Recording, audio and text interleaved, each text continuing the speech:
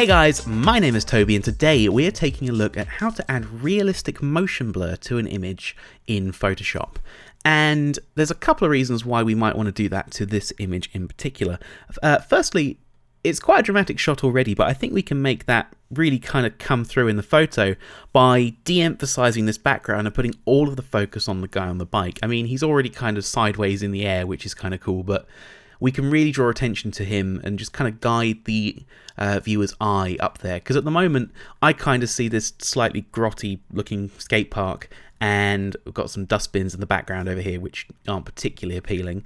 So I think we can improve this. Now, in order to do this realistically, we're going to actually add two different levels of motion blur, and we're going to do one for the background and then a different one for him. And the reason for that is that I think when you're doing this kind of thing, you have to think about, had this been shot with a slower shutter speed, which would have given us that motion blur, where would the blur actually be? What would be moving? What would make sense in a real world situation? And I think that the background blur would be because the camera was moving. So if you're trying to shoot this kind of thing, you're kind of panning with whatever's happening in front of you. And I think that if he's come sort of up and across, the camera would kind of be going that direction. So we're going to have one set of motion blur going that way. Now, the other thing is he's also moving. So you're going to have some blur on him, which is kind of going the opposite direction down there.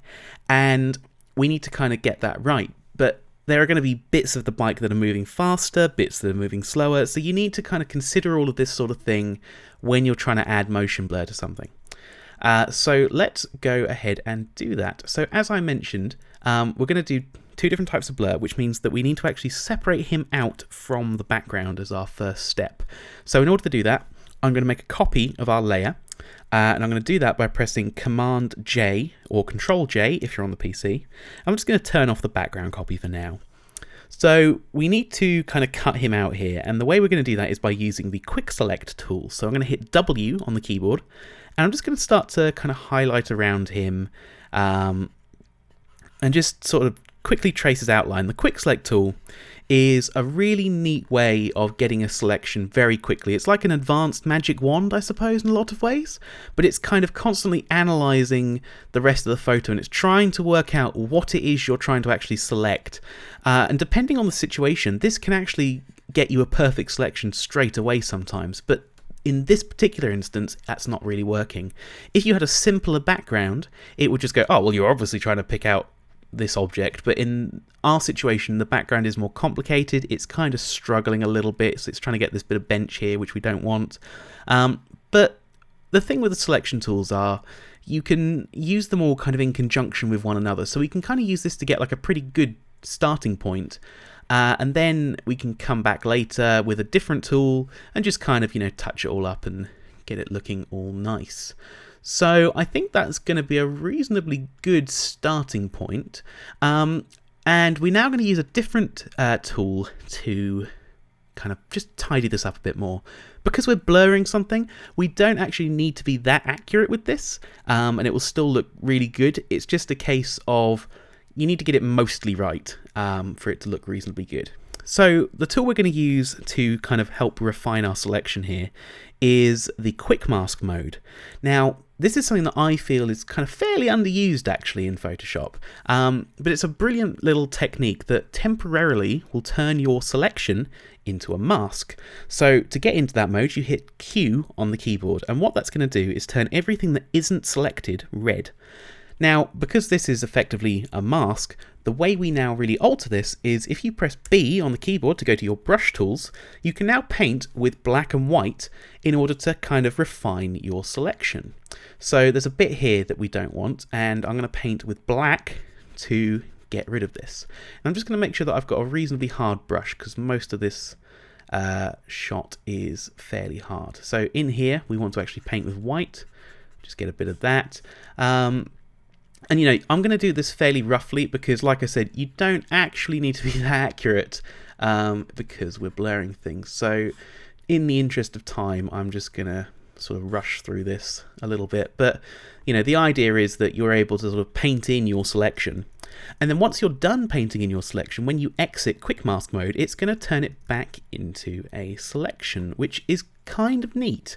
It means you can actually do quite a lot. If you need to, for instance, soften up a certain part of your selection, you can come in here, use a soft brush and feather out a certain area of your selection without having to feather the whole thing. You can really just kind of refine what you're doing quite easily using this mode, and it's, like I say, I always feel it's kind of overlooked in preference of a few other things, but for this sort of thing, this is kind of a really good way of just, you know, quickly refining these edges up, and that's good. There we go. You know, it does also sometimes highlight where you've got like little areas where it's just picked up the odd 1 or 2 pixels that it shouldn't have. Again though, because we're kind of blurring things, in this case it doesn't really matter, but you know, sometimes it does. So how's that looking? Right, we're just going to get rid of this bit of tire here, and I think that's pretty much ready to go. Okay, I'm pretty happy with that. So now what's going to happen is I'm going to hit Q, and it's going to turn it back into a selection, but with all of those changes we just made. And I have just noticed there's a bit in the middle here that we kind of... Actually, no, we can leave that. That's fine. So now I'm going to take this selection and I'm going to turn it into a proper mask with the layer selected, clicking this button down here, and it's going to just cut him out for us. And as you can see, there is actually a line that we've missed there. So just in my mask, I'm going to paint with a black brush over this, and there we go. So that's going to be good enough for what we're doing. Now, the other part of this is we actually need to remove him from the background layer as well. And the reason for this is that if we now go ahead and blur the top one, you still might see parts of the original kind of starting to bleed through, and it's going to look really odd. So the quickest and easiest way to do this is I'm just going to take the freehand lasso tool, which is keyboard shortcut L, and I'm just going to loosely trace around him here. It doesn't have to be very tight, and you want to actually leave a small gap around the edges, because we're going to use content aware fill just to kind of, you know, get rid of him and put something else in there. Again, because we're blurring it, it doesn't really matter. So now that we've made a loose selection, I'm going to hit Shift and Backspace, or Shift Delete if you're on the PC, and you go to Content Aware, Fill 100% Normal, OK.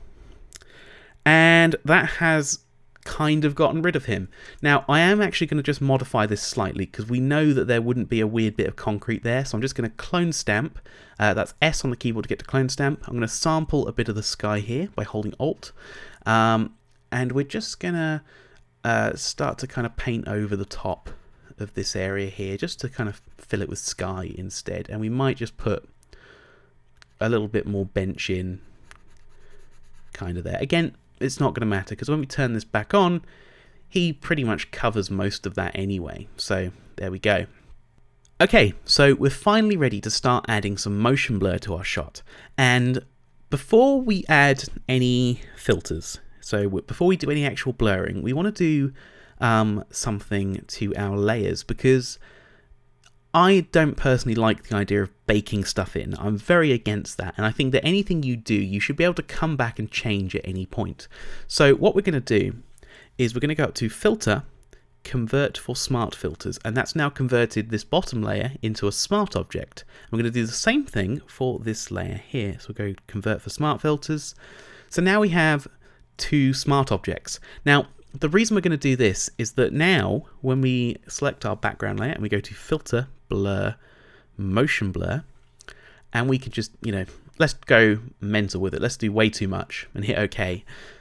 That's now something that we can still go back and change later. We don't have to kind of edit undo to get back to where we were, which is going to be quite nice when we're just fine-tuning the blur of this. We make sure that they both match, or, you know, that one isn't too much or anything like that. So like I said, we're going to angle the blur kind of downwards, and we don't want the background to be like totally unrecognizable. So you almost want,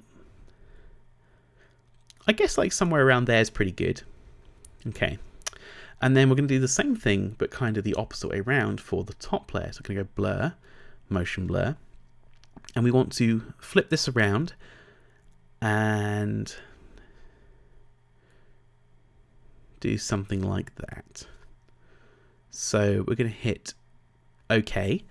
And at the moment, this doesn't look very good, but the cool thing about using smart filters is that they come with a mask attached to them. So we're now going to take our paintbrush tool, and we're going to make this a little bit bigger, and we're also going to make this quite a lot softer, because we want to use a nice soft brush. It might make it all the way down to 0. And now we can start to kind of paint back in some sharpness onto certain bits of this that we think maybe should have stayed sharp. And you can kind of hopefully already see that we're getting quite a kind of cool effect, where it still looks like he's kind of rushing forwards, but the bike is sorry, he looks like he's stayed still in our shot, but the bike is now blurred out of existence. And maybe that's a tiny bit too much. We could maybe bring that down to something like that, perhaps. Yeah, I think that's pretty good. So, to recap, pay attention to the objects that you're blurring. Think about how that blur would have looked if you'd shot this, with a lower shutter speed and the blur had actually been there. The direction things are moving, the way the camera would have moved, that kind of thing. It's all what plays into making this look realistic. But I think that is going to do it for now. So thank you very much for watching, and we'll see you soon.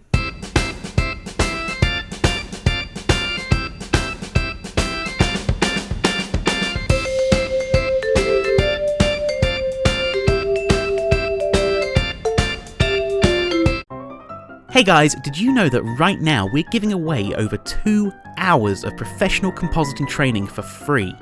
All you have to do is sign up for our newsletter and we'll send you a free detailed tutorial on how to make this image from start to finish. Also, you'll never miss another video as we'll send you regular updates whenever we bring out new content. So please go and check it out at bigideaedit.com/newsletter.